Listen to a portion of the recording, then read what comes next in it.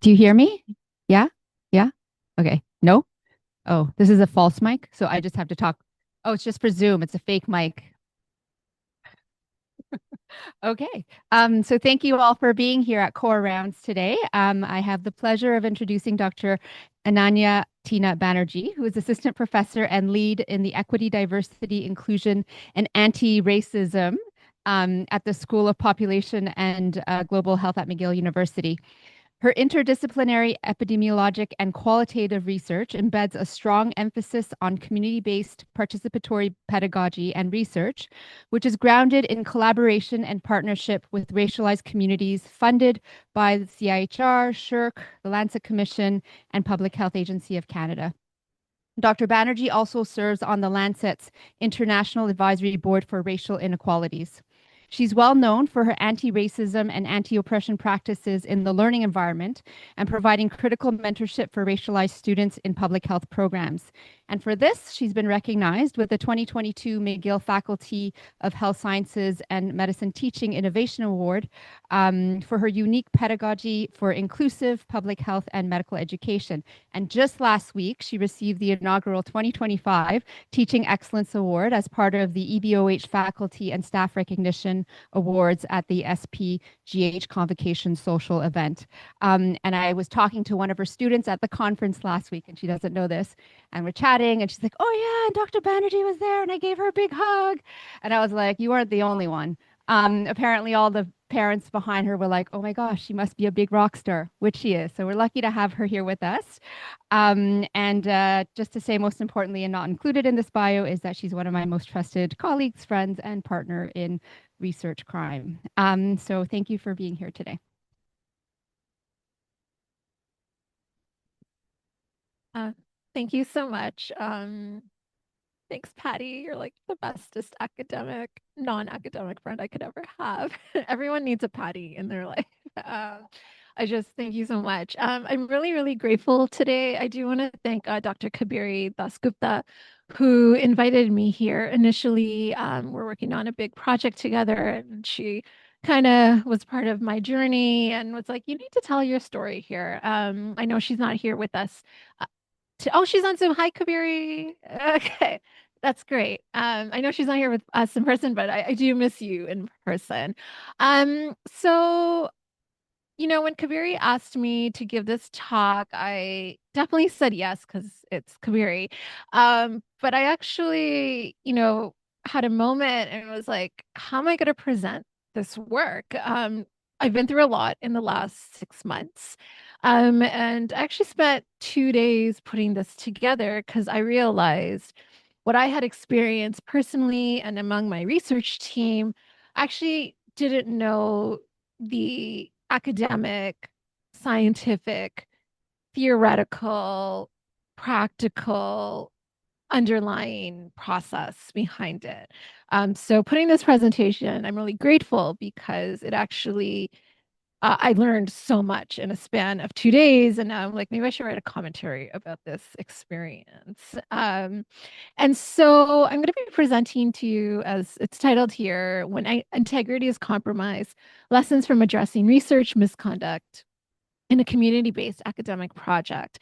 Before we could begin, I would love to just see a raise of hands. Have any of you been through a formal process where you have reported an allegation of research misconduct in your own research team to any academic institution?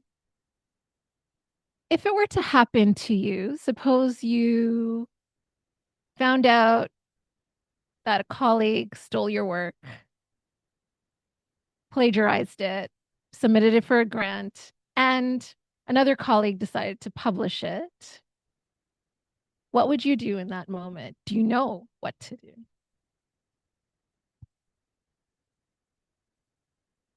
So, this is my story. I do just want to give a quick land acknowledgement. Just really grateful to be here working and living in Tiohtià:ke, colonially known as Montreal. And I really just want to give gratitude to my Indigenous colleagues, students who have worked alongside with me and has given me permission and always reminds me when we're thinking about doing ethical research, particularly with marginalized communities, it's really important to honor a lot of the lessons that we can learn from OCAP, which is a First Nations data governance framework that really embodies and reminds us, when we are working with communities in particular, how do we make sure that they own the data that we're producing, they have full control of it, they have access to it, and ultimately it is in their possession. So, before I begin my story, I think it's really important to ground us in core concepts, understanding what academic integrity was. And again, I had no idea what academic integrity was until I put this presentation together.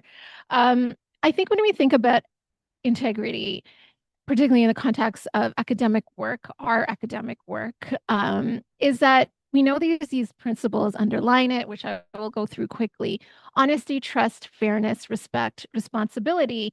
And that's a standard set of principles that, we have trained in, especially if you took the TCPS2 core training and how to conduct ethical research, but mostly in the context, how do you conduct ethical research with participants, right? Um, this framework that I found added a new dimension: courage. And I thought, when I read about courage, I thought about my own journey in the last few months, and I'll unpack that.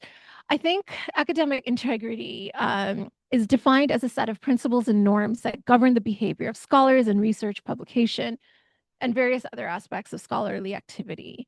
As I said, it includes these core principles, and really aiming that the scholarly work that we're producing is really grounded as us being morally and ethically responsible as researchers to the communities and the well-being that we're serving, being very transparent within our own research team, our collaborators, co-investigators, community partners, patients, and so forth.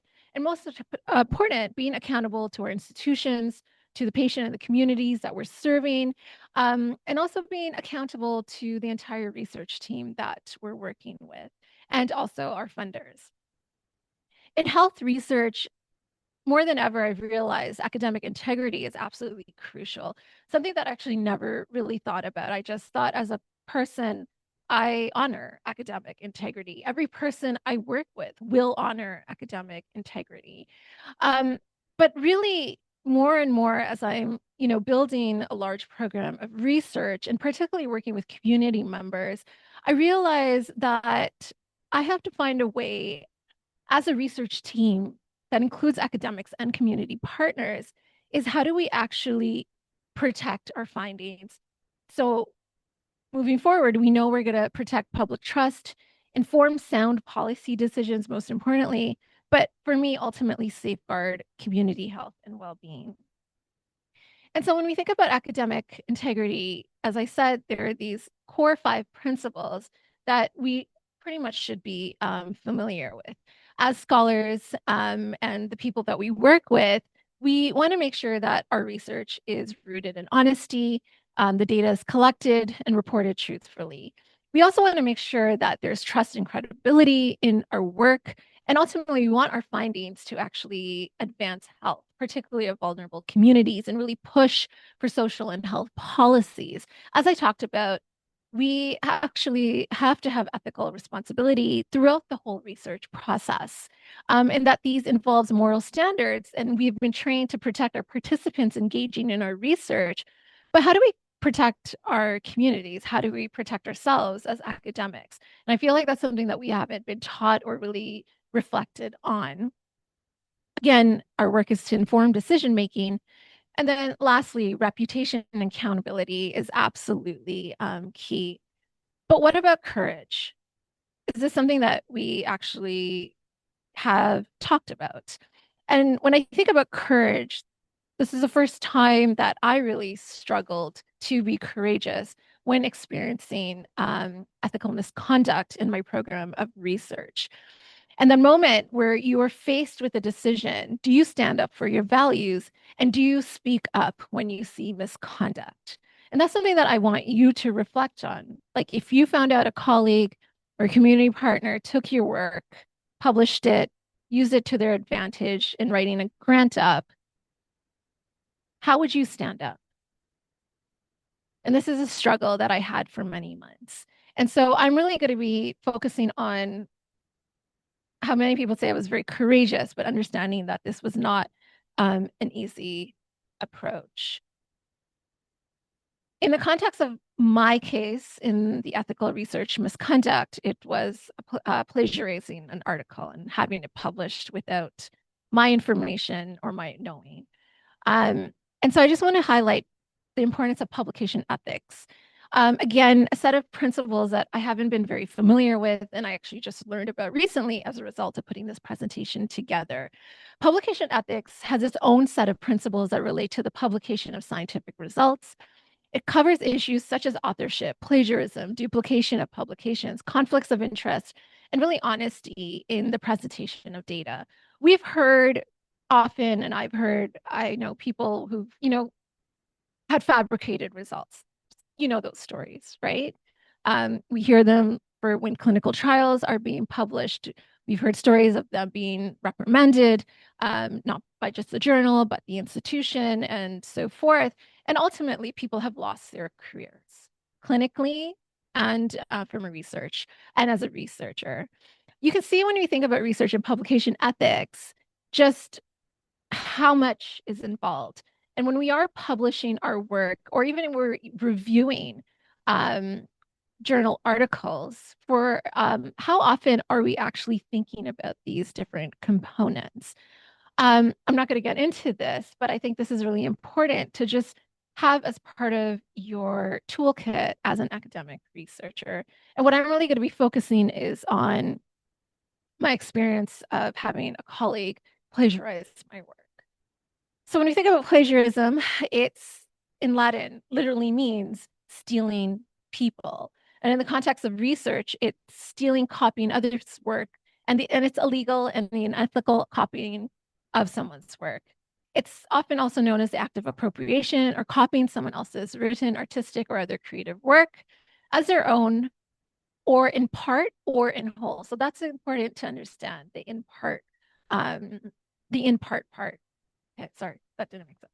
But you know what I'm trying to say. And most importantly is recognizing the intellectual authors. In recent years, plagiarism has also been seen as a violation of copyright.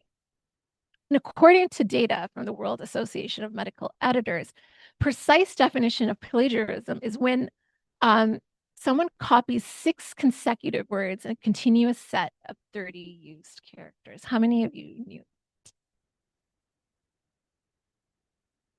So plagiarism is research misconduct. And there's 3 forms of research misconduct: plagiarism, fabrication, and falsification. And essentially, research misconduct can be characterized as actions or questionable research practices. And from what I've experienced, can truly cause harm to people in the environment, wastes resources, and undermines the research record and damages the credibility of research, particularly of the principal investigator, even other community partners who are involved, and the entire research team. And so academic institutions are responsible for handling research misconduct to uphold ethical standards, protect integrity. By addressing misconduct, institutions promote a culture of honesty, fairness, and responsible knowledge creation that is ultimately for societal benefit. When my experience was shared with my research team, I remember I received many emails from colleagues saying, this is a really rare incident, Ananya. It's actually not. Dozens of Canadian researchers have faced discipline for integrity breaches. It is happening every single moment. The only thing is, it's not being reported because academics don't have the courage to report it. They don't know what the process is. They don't want to create even more harm, particularly if it's a colleague or a community partner that you've trusted for so long. And you just want to protect everyone involved. And you also want to protect your own scholarship. We know high number of academics engage and unethical research misconduct. Again, I've seen a few colleagues of my own as a trainee and so forth getting caught and being reprimanded. The question I ask you, which brings a really novel ethical dimension, is what happens if a community member, a non-academic, breaches academic integrity? How many of you would ever even think a community member could potentially engage in ethical research misconduct? It's unheard of, right? I never thought it would happen to me in my life. So now I'm going to share my story. Before I do, I know you're all waiting, is I think it's important to also understand what academic community research partnerships is, which is what my whole program of research embodies. It's collaborative efforts between academic institutions and community groups, often grassroots organizations, health and social services sectors. Essentially, we're working with community leaders or partners who don't have an academic or affiliation, whether with a research institute, government, or with a university. More than ever, we are all striving to engage in community research, right? And patient engagement. It's been, at the core of our values, especially if we want to advance the health and the human rights of structurally, historically marginalized communities. We value academic community partnerships more than ever because our aim is to produce relevant, ethical, and impactful research that not just benefit us as communities, but most importantly, benefit the community and the patient population and understand they are the knowledge holders. They are the experts more than us to advance academic knowledge and foster long-term trust-based relationships. More than ever, particularly from 2020 as a result of the pandemic, since George Floyd's death, there's been an exponential increase in academic community research partnerships. Many of us don't even pursue a research inquiry without consent and involvement of our community partners or patient partners from the moment we begin to design the research question until the very end, where we're recognizing them as co-authors in any knowledge dissemination outputs, such as journals, presentations, and so forth. We all here in this room understand the importance of inclusive, equitable, and community-driven research because they address health disparities, they promote social justice, and they ensure that research outcomes are relevant and beneficial to communities most. And so now I begin my story. Once upon a time, 6 months ago, it was a cold, snowy winter day, as usual in Montreal. And I decided I'm going to apply for a new CRHR project grant for the fall competition. The winter competition. And so everything's going to be anonymous from the topic area to the name of the project and so forth, just to remain confidentiality. I just randomly went on to Google Scholar and I was like, let's see if anyone's done this work that I really want to inquire about. I put it in key terms that actually recognize my program of research. And then all of a sudden, I took note of the second article. And I was like, oh, someone must have beat me to it because the article's topic was exactly a project that my team was doing right now, funded by CIHR. It happens, right? Like, oh, okay, maybe this is a UK group. Maybe it's someone in the US. Let me check it out. Let's see what they're doing, what I can learn from them. What are the gaps I can fill? It's great. Seems to be a growing movement. People are interested in this type of work. I click on it and I fainted and called Pat and saw the first author, a community partner. I froze. First, I just was in disbelief. Like, this can't be happening. Okay, maybe this is a different type of research they're doing. Maybe it has the same underlying aim, like, and then I clicked on it. and it was published in a predatory journal. So I had full access to it. I downloaded it. I began to read it. And I was like, oh my God, my work has been replicated. I had no idea what to do at that point. I was in denial. I was like, this can't be happening. It was a trusted community partner. And then I emailed my colleagues on the grant, like just a small group of them. I was like, can you please read this? Is this not our study we are conducting right now? And it was interesting. Everyone's like, oh my God, I'm so sorry. Oh my gosh, how could this person? I was like, should I report this person? They're a community partner. Like, I just didn't even know how that process would begin. And they were like, just let it go. We'll just do a better job. And then I thought, okay, I'm going to let it go. But something kept bothering me. I'm like, why am I letting it go? It was a very delicate situation. I emailed the article to my research team, particularly one of my trainees who got the SCHRC scholarship to do this work. And my heart broke when I sent it to them, and they were like, Ananya, this is my SCHRC project. This community partner has been attending every meeting for this project, along with their summer student, learning about our protocol and our methods, and clearly replicated it. And they were devastated. And so for me, it was no longer about me and the research team. It was about my trainees and how they were clearly being impacted by this. I think the biggest frustration and the biggest fear for me was that it was in a predatory journal. And so I don't know much about predatory journals, except that I was told very early on as an early career, never publish in them. And so when we think about open access predatory publishing, it refers to exploitative academic publishing practices where journals claim to offer open access, but clearly lack legitimate peer review, ethical standards, and transparency. They often charge high, and now I found out very low fees to authors without providing proper scholarly services. Their clear agenda is to prioritize profit over academic integrity and accept low quality or fake research to increase revenue for their own journal. And Nature has written a strong article condemning academics and protecting early career researchers.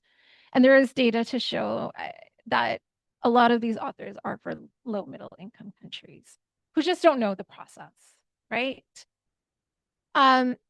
And so misled researchers by mimicking legitimate journals.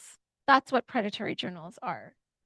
And they undermine trust in academic publishing, pollutes the scientific researcher, and can damage the researcher's reputation. And so more than ever, I'm here pleading to all of you, please identify and avoid predatory journals. And so then I decided I have to do something. And so I first reached out to the Academic Integrity Office at McGill just to understand what the process is like. And so in order to have proof of research misconduct, the act has to be fabrication, falsification, or plagiarism. And mine fell clearly under plagiarism, where someone used my idea, the processes, results, or words without proper attribution. It needs to be intentional, knowing, or reckless. Often, many work is unintentional just because they just don't know the process. They're coerced by these predatory journals, and they just often don't know what data sharing, protocol sharing means, and which is totally fair. But however, in my situation, it was clearly intentional. I was not acknowledged at all on this publication. And the worst part, it was registered as a protocol under our study acronym.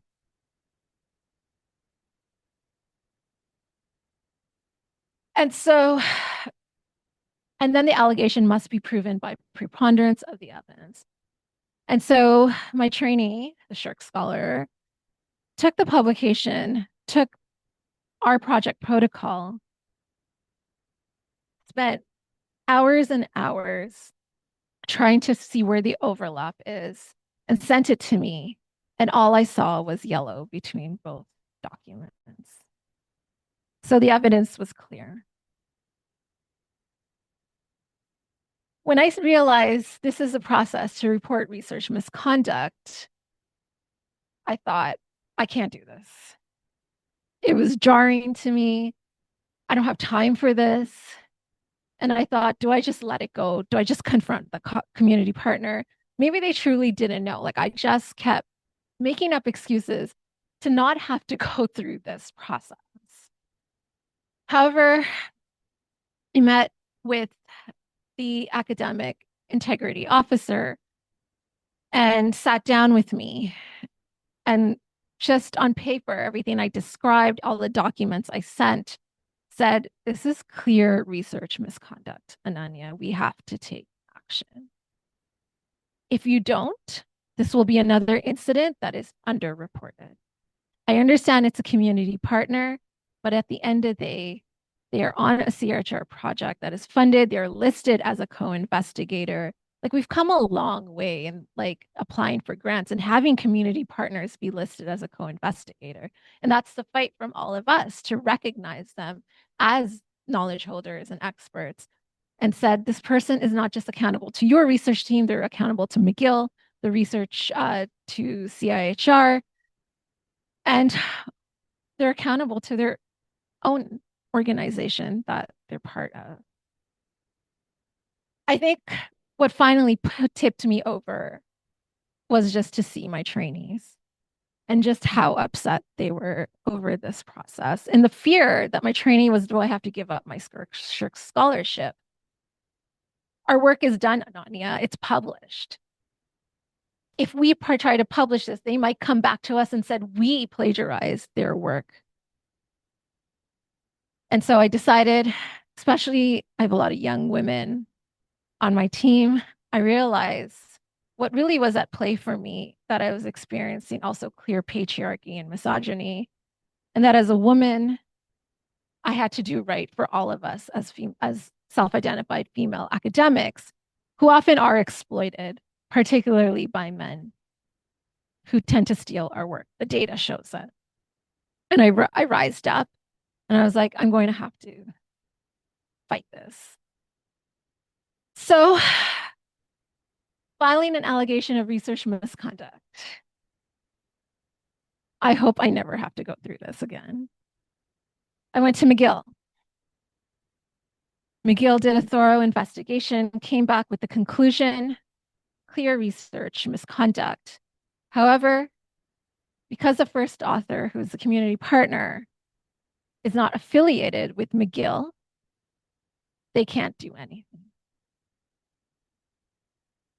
They can only do something if the first author is a faculty at McGill.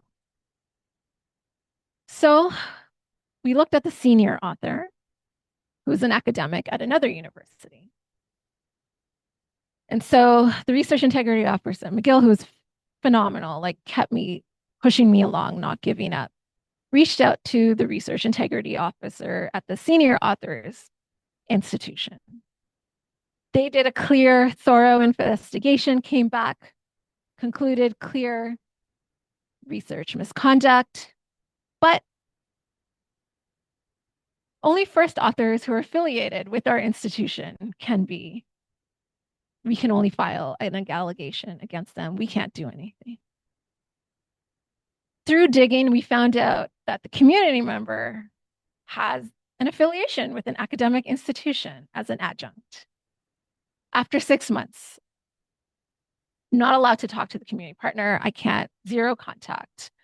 So our last final attempt.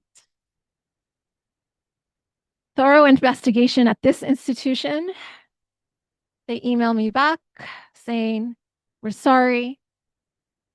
We only can file an allegation of a first author who has a faculty position at the assistant, associate, or full professor level.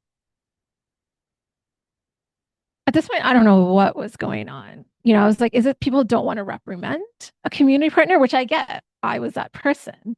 No one wants to take responsibility. It's a situation that none of us have experienced. But oh, the final conclusion is something that all of you need to know, that for any formal allegation to proceed, the first and corresponding author must hold a ranked academic appointment at the assistant professor level. Anybody who takes your work does not have this position, they are a free bird. Students are different. Students are different. But this is just in terms of like a researcher that, yeah, students are different. Actually, the formal allegations against students is more easier to navigate than it is for us as researchers to file an allegation against a non-academic researcher. So that was it. I had a dead end and I had no institutional support. Nobody could do anything for me at this point. I met with Dr. Eduardo Franco. I'm sure many of you know him, who's actually a star expert in predatory journal publishing and research misconduct. My dean at the school, I had no idea. Someone was like, you need to talk to Eduardo. He's been through this over and over again. I met with him and he was like, look, this person is free. No one can file a formal allegation against them. None of us can. The only person that can do something right now is you, Ananya. And I was like, what am I going to do? And he's like, well, now you have our full permission after 7 months to contact the authors. And that was probably the worst email I wrote in my life. I sent it and the community partner denied what they did and said they had the full right to do it as a collaborator and that they were helping the project move along.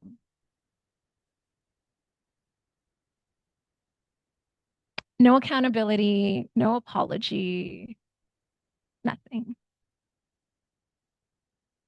I finally had to rope in all the authors of the publication, the senior author and the poor student who was coerced into doing this project. And the student emailed me back,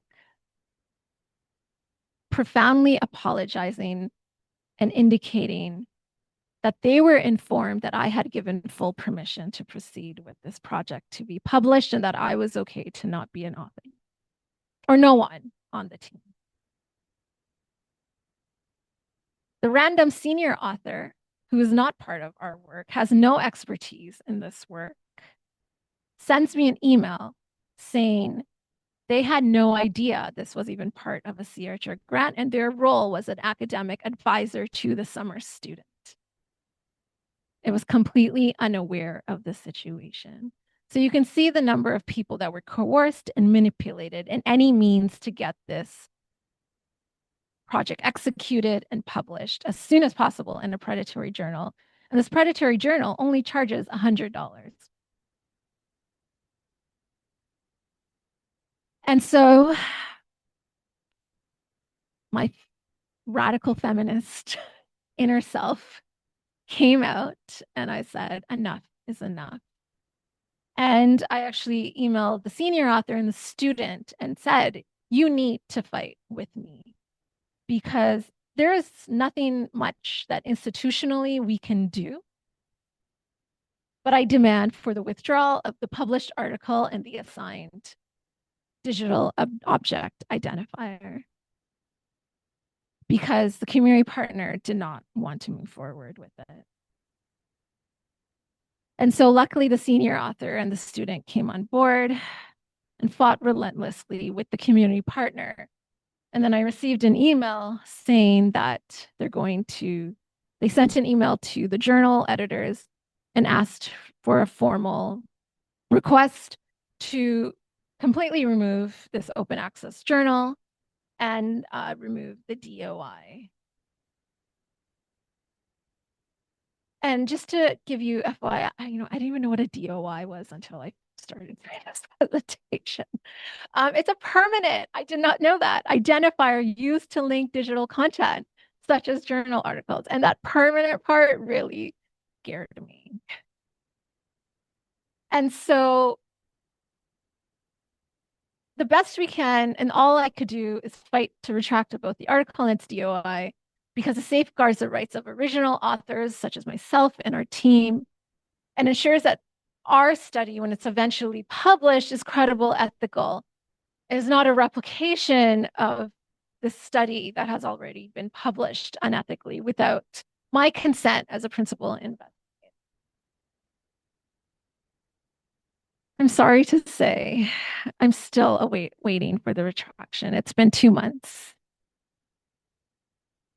And I quickly learned that it's nearly impossible to retract articles from predatory journals. The senior author and the student have sent probably close to 50 emails to all the editors, to everyone who's on this, has any association with this journal. And it's difficult because, unlike reputable journals, like if this happened in CMAJ, action would be taken right away. They completely ignore retraction requests. They don't acknowledge the emails. They have not been replying to us. Because they have lacked peer review, making them uninterested in maintaining academic integrity. Their websites, as is this one, does not follow industry standards for archiving or indexing. So even if the article is ultimately retracted, it can still be accessible and cited. If you put in Google Scholar, it is the second article that is proliferating. And there are people who are already starting to cite this work. I'm on a PhD committee in BC. They sent me their comprehensive review readings list. And lo and behold, that article was on their reading list. So we've been struggling to contact and engage the journal staff. They're unresponsive. And they just don't care because they realize, especially that this article is starting to get traction, that if they remove it, it costs their so-called credibility of their journal. So that's where I'm at. I'm okay. So I guess what I really want to share from this experience is the lessons learned and proposed solutions. And what I really want to highlight that this project has had 2 incidents of plagiarism by a community partner and also by an academic. The one with the academic, that was the first time I confronted because another community partner shared my protocol with them. And the community partner, this is a different community partner, genuinely did not know that that person was going to take parts of my grant, put it onto their grant, and submit it to CIHR. When I saw the grant, because I was also a co-investigator, I saw clear plagiarism and I confronted the academic because they should know better, right? Even if the community partner, which was intentional, shared my protocol, should have emailed me right away and said, hey, our mutual community partner shared your protocol because it's a successful example. Can I use it? Takes 2 seconds, right? But this academic intentionally did not reach out to me. And I only found out when they accidentally shared their submission with me when it wasn't intended to, and then contacted me right away. That whole situation, again, I didn't want to drag it out. I let it go. But when it happened again with the second community partner, I was like, there's something bigger starting to happen and we have to do something about it. So what I'm proposing is for all of us who are working with patient partners and community partners, even though, again, I think when this happens with community partners, I think it's rare. I still firmly believe that. And I don't want this to stop trusting or working with community partners because we know, and patient partners, because we know how valuable of them. We can't just have a couple of bad apples create distrust in community partners we work with. But we clearly need to establish research misconduct policies for community partners because they need to be held accountable when the rare instance of plagiarism from them is going to happen. We can't let them just run scotch-free because they don't have an affiliation with an academic institution. And so we need to hold them accountable. We need to make sure our community partners know what integrity of research is. I mean, I didn't really truly know about it until I went through this experience.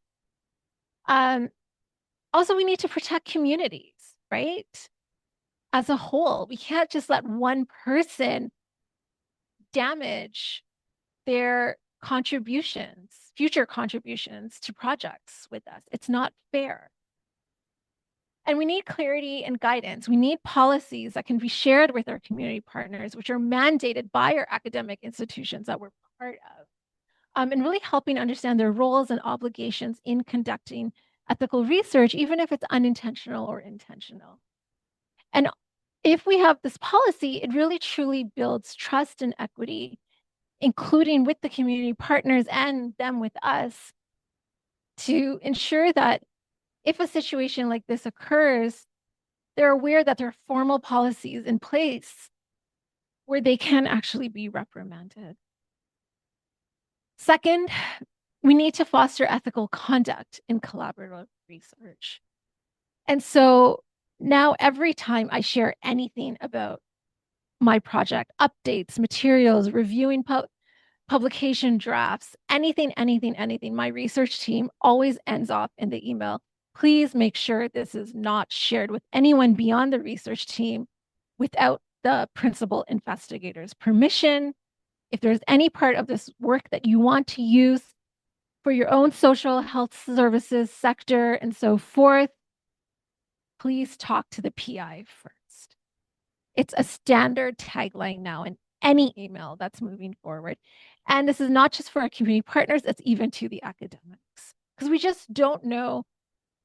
Again, remember, even if they take a paragraph, that's our intellectual property. They have to ask us for permission.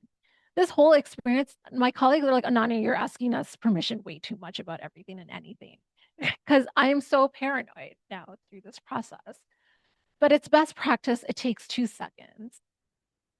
When we're clear about what ethical research is among our entire research team, it gives everybody ownership of ideas and data. It's shared appropriately. It promotes responsible handling of confidential and sensitive information. It takes everyone knows they have ethical and moral responsibility to not share it or reproduce it themselves. And it builds trust and fosters transparency and fairness. And ultimately aligns with institutional funder and legal requirements regarding research conduct and data sharing. I also think we need to implement some type of training beyond the TCPS. I can't even say it, or to principles. How many times have we gone through that? What do we come out of it? Mostly to protect our participants, right? But what do we know about how to protect our research ultimately, right? Whether it's from our colleagues, our community partners, from predatory publishers, journals, like we don't know I did not know any of this stuff until recently. And so integrity training is essential for community partners and academics. Let it be like a team building exercise. Like moving forward in my grants, I'm going to have everyone go through an academic integrity program as a team together. I don't care. Even if it's the 100th time we have to do it for each and every one of our projects, it needs to be reinforced. And this is also going to help mitigate fraudulent research. So again, potentially this could prevent misconduct, protects research participants first and foremost, enhances data accuracy, ensures compliance with our university and ethics board requirements. And there's actually a plethora of resources available. How many of you have read the Tri-Agency Panel of Responsible Conduct of Research? The US Department of Health and Human Services, they have a research integrity office. I don't know if it's going to last, but given the political climate, but they have it. We have, and there's one, Fonds de Recherche du Québec. We have one here in Quebec. We just don't, it's not mandatory to access them. but they should start to become mandatory.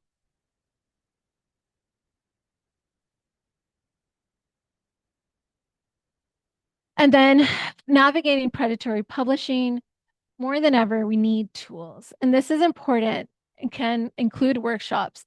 How do we avoid predatory journals? Not just as academics, but our trainees, early career investigators that we work with, given that we live in a world of publish and perishing that makes or breaks our academic careers, these predatory journals know it, and we fall vulnerable to them as prey. So there's tools available. How many of you knew this? DOASH, COPE, the Think, Check, Submit.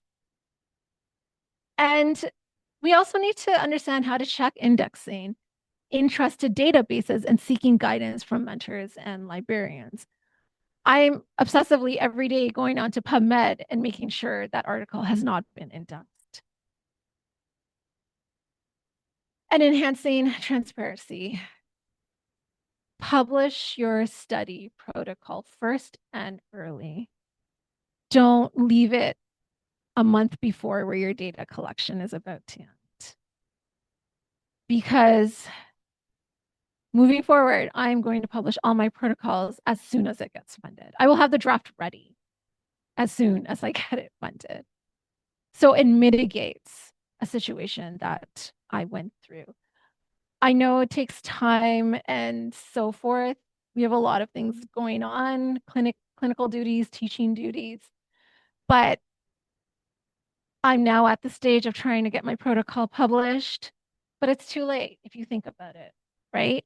And what sucks is I have a whole section where I'm talking about how this study fills the gaps of that plagiarized study because I've come to a conclusion it's going to be there forever.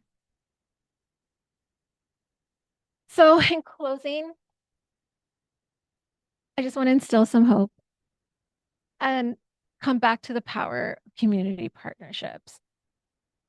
I will continue to work with community partners. They will be centered in my research. They will lead and so forth. But I've also come to an awakening that any one part of a research team, irrespective of their role, as humans, we all make mistakes, intentional or unintentional, but a lot of us just don't know how the research ecosystem works, right? When it comes to understanding what is ethical research conduct, we don't know enough. And if academics like myself is struggling to understand it, how do we expect our community partners to know it? And so therefore, I urge all of you to really make this center a central part of your work, and don't give up on community partners just because there's been a couple of, I hope it is rare instances. I have not heard anything about like what happened to me yet, and I hope it doesn't. But as academics, we actually have the responsibility to mitigate it as much as possible. And we have a responsibility to our community partners to take the time with them and understand the research process and how to do it ethically and morally and ensure data governance, privacy. You know, it's data that we all own together and we should all get, and we are all should be acknowledged for that work. And so don't give up. But I think this was really important to share because we often don't share our stories of struggle in research. Just want to thank my incredible research team. They cried for a solid month when this happened. I think I did this really for them. And I want to give a big shout out to Dr. Eduardo Franco and Dr. Craig Mandato. I will never forget when I was like, I'm done. And they were like, Ananya, you need to be a powerful white man in this moment. That was their messaging. They're like, enough is enough. Justice has to be served. And so if it wasn't for both of them, I don't think I would have gone so far in trying to file an allegation, but most importantly, finally demand and get agreement from my community partner that this article has to be retracted. And so they understood what they did was wrong.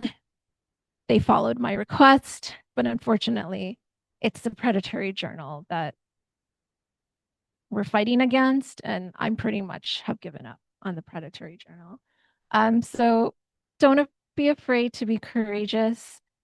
Confront any form of research misconduct that you observe or see, um, because our work is important, especially when we're working with community partners. Ultimately, we all wish to diminish as much as possible we can health inequities and the atrocities that they continue to endure, especially in this current geopolitical climate. And it's still a privilege for us in Canada compared to the US to do work on EDI and in partnership with communities. And so we need to do this work more than ever. Thank you so much.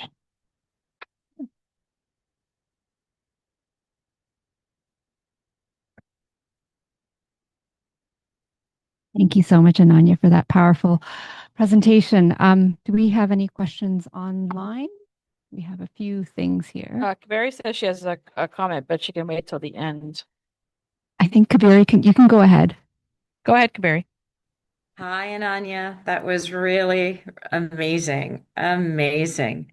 I get to have the credit of inviting you. So I think that was, I remember when you were going through this journey, and I was one of the ones that said, you're going to do it better. It's a predatory journal. It's going to take up too much of your time, which shows you how little I know, because I think your courage is incredible. And the emphasis here was on community partners, but I will say up front, I have had colleagues come to me at McGill and told me of instances, and emphasizing that most of our colleagues are fantastic and ethical and have integrity. But I've had people come to me with what I think are clear breaches of integrity, but they have not, and this is not community partners, this is with colleagues, but they have not been ready to confront and engage in the battle that you did, because it's really hard. You are putting another person's career and reputation on the line.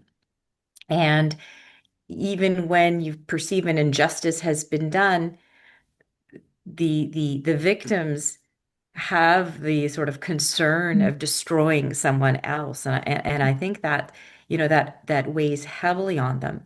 And in the positions that I was in, which often was just as a sounding board or sort of indirectly there, I couldn't, move forward on their behalf. It had to be them. Mhm. And I also didn't have necessarily the full picture, because to be fair, there may be two sides to certain stories. However, there were repeat offenders from different people. So I suspect there was truth. So to be honest, I really don't know how one proceeds. It ranges from, you know, ideas shared through a grant that doesn't succeed, and then other people on the team sort of liberally taking that work and getting funded studies, sometimes with the PI or the PA's knowledge, but a certain level of bullying and forcing involved. So there's so many levels to this, and but thank you for your courage and example, because I think that will help others consider moving forward. Thanks, Kabiri. I really appreciate it. And thank you again for the opportunity. And I do miss you in person. Thank you. Dr. Wolfson has her hand raised. Hi, thank you, Ananya, and I want to echo the courage that you've shown in presenting this. I mean, I don't know whether you know, but for 8 years, I was the McGill University Research Integrity Officer up until the middle of last year. And I'm sorry to say that the various barriers that you face don't surprise me that much. I think the Canadian research integrity community and the institutions in particular have a long way to go to support complainants. I think the role is often to support the complaint itself, but not so much the complainant. But I think that the McGill office is different in that, and we have the research integrity advisor also on this call. I want to ask you a question, though, and it sort of relates to Kabiri's question. Why do you think that our colleagues are not aware of the process of research integrity at McGill. I mean, there are policies, and the guidance I would say to people is you don't want to read the policy for the first time when you're in the middle of it, because it's a very stressful time. So I really encourage, as you did, people to just take a look at the policy if you've got half an hour to spare. To see exactly the way that you approach these things at McGill. So I don't know, why do people not look at the policies, Ananya? Do you any ideas? I mean, I never looked at the policies until You had to, recently. yeah. Recently, I had no choice, but I don't, none of my mentors have told me that this could happen, right? I think we also are under this assumption it's very rare. Like we've witnessed other people, experience it, but we're so far removed from it. And then we're like, oh, it's never going to happen to us. Like everyone we work with, we trust, right? Like we build our teams based on trust, and with colleagues, we know who's going to be supporting our work, right? I think that's what it comes down to. And even if there are trainings or workshops available, you probably feel like we don't need to do that because Yeah, I think you're absolutely right. And obviously I've seen more than I would care to have seen in this position. Um, and there's always someone to speak to in the Research Integrity Office at McGill to consult just confidentially, even without proceeding forward. So I really encourage people to take a look. The regulation on the conduct of research at McGill requires supervisors to share the documentation and the frameworks with their students, and I don't think we all do. So again, thank you, and I do hope this gets resolved. But again, I'm not optimistic with the predatory journal. thanks, Christine. I really appreciate it. Are there any questions in the room? Thanks, Anaya. That was, painful to hear, but it's good that you're sharing this experience for all of us to learn. I just wanted to add, I guess, suggestions regarding the policy, because I also didn't even know there was a research equity integrity office, and I don't know if it'll be good for us to have something like that in our orientation as faculty members, because we have some orientation, but I've never heard of this during the orientation. We also have some onboarding sessions like the sexual harassment one, so maybe they can make workshops that would be compulsory for us to complete within some period of time when we start. The other thing I wanted to ask was, did you consider, for the community partner and also other people who plagiarize your work, do you consider public calling out? Like I saw recently, in Minnesota, there was something like this, like with a very big deal about somebody in charge of equity diversity plagiarizing someone's work, and they had tried all avenues and nothing was working out, and they just went to LinkedIn and Twitter, and that seemed to call out the like effectively call out the person. Now, it doesn't necessarily mean that the plagiarism will rectified, but at least people are aware and they can avoid the person for future research work. Yeah, I didn't add that to my presentation. I thought about it. So that's an ongoing struggle I'm having right now. If it was an academic, I would have potentially, but because they're a community partner and they're very vulnerable, I think for me, I don't want them to lose their job and their career. Because that destroys a family, right? There's so much behind it.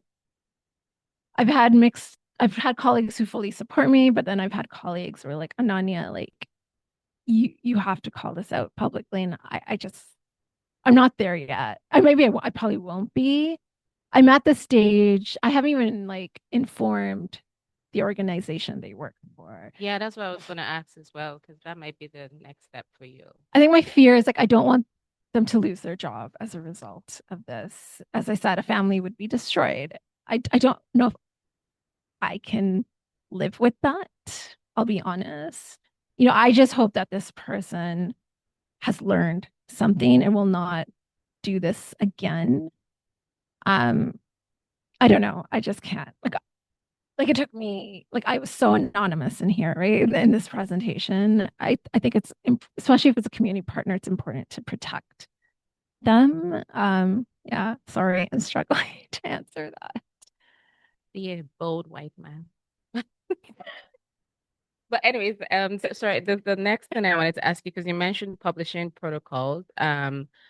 Do you think that would really help? Because sometimes for systematic reviews and clinical trials, we're encouraged to publish protocols, but sometimes I'm afraid of the research idea being scooped, like you're publishing something for someone to just collect, and they might not use the data set, but then they just or your participant, but then they just copy the work. Yeah, no, I'm glad you asked that question. I do feel like if you publish a protocol in like with all of your colleagues, like automatically it reinstates that this work is now public, right? And no one should be able, at least within the research team, should reproduce it. Like I think it's just a first step. Also through this experience, like I'd be very clear the intention behind this. I agree. So we're taking so a lot of I just got my comments back for the protocol from my colleagues. They're like, you need more detail, you need more detail. I've intentionally not been putting granular detail because I'm so scared someone's going to take this and reproduce it. It is a pretty hot topic. It's novel. It's a topic that's researched widely across the world and so forth. But if I do see something come out that's suspicious, I have the protocol as clear evidence, right? That this work was stolen from this and it's public, right? So there's going to be more opportunities to hold out accountability, especially institutions, I find.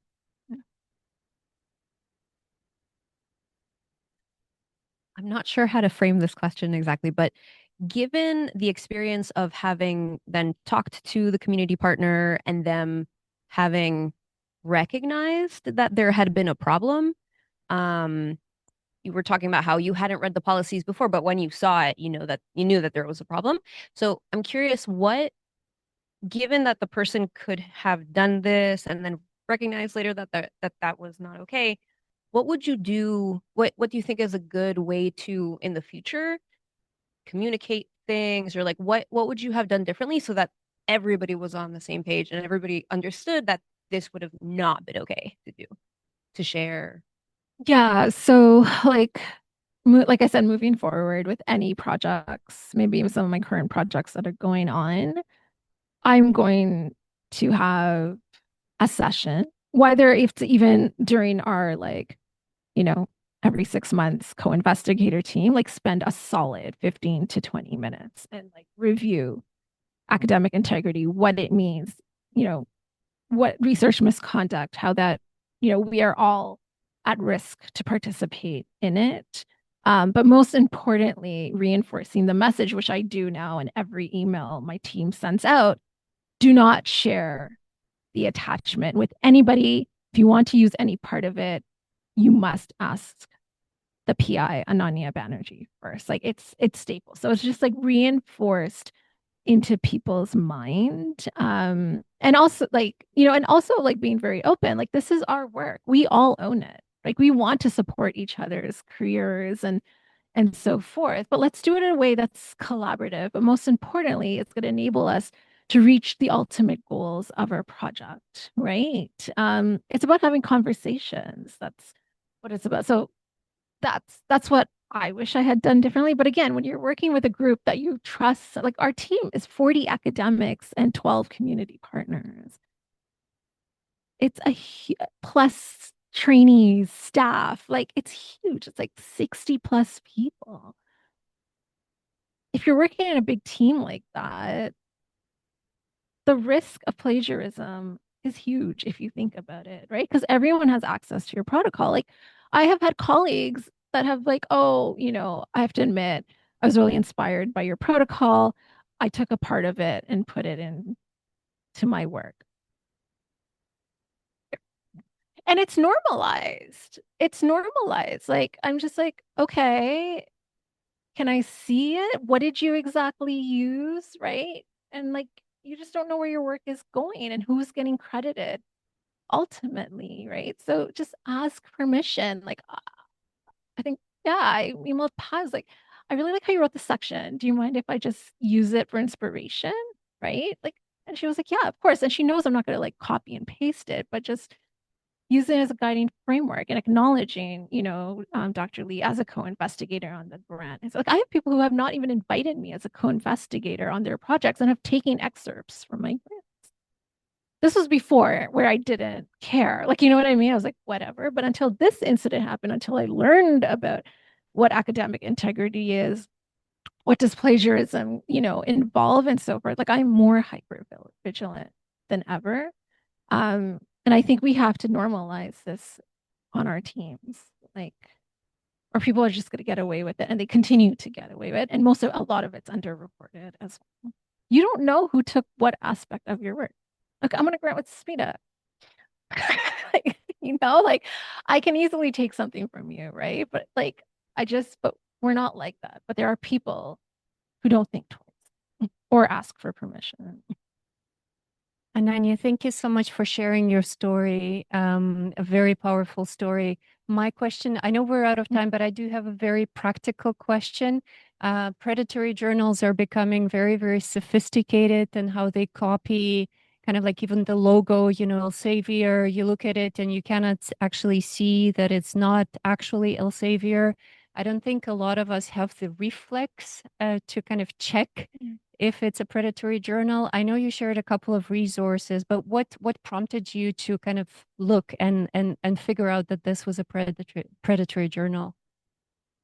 Oh, well, I mean, I figured it out. It was just the fact, like, I linked on it and then like it went to some like sketchy website, like, and then I was like, it's open access. Like, it was just even the way that it was formatted.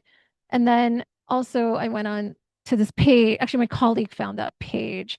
It was like, hey, do you know they actually they reference this work as your project, but didn't reference anyone us on the team? Like they had the acronym. Yeah, they put the acronym of our project. And I screenshot that as evidence. And then it just didn't make sense. And then I saw there was this weird like who reviewed, and you can actually download the reviewer, which is like unheard of. No reputable journal does that. And I looked at the reviews, and there were a whole bunch of people like from overseas who gave like one or two comments. Like it was just like even the peer review process is so unethical for predatory journals. So you have a feeling it doesn't reach the standards like as soon as you log on. And as much as they're trying hard to make it as formal like CMAJ or like the Lancet and JAMA and so forth, it will never be, right? So, but again, there are a list. Like if you go onto those websites, they clearly have a growing list of predatory journals to be, yeah. And they're not on PubMed, but though some people are finding, yeah.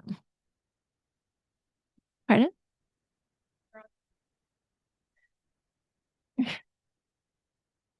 All right, I think we are out of time. So thank you again, everyone, for being here. And thank you so much, Ananya, for presenting your work and support.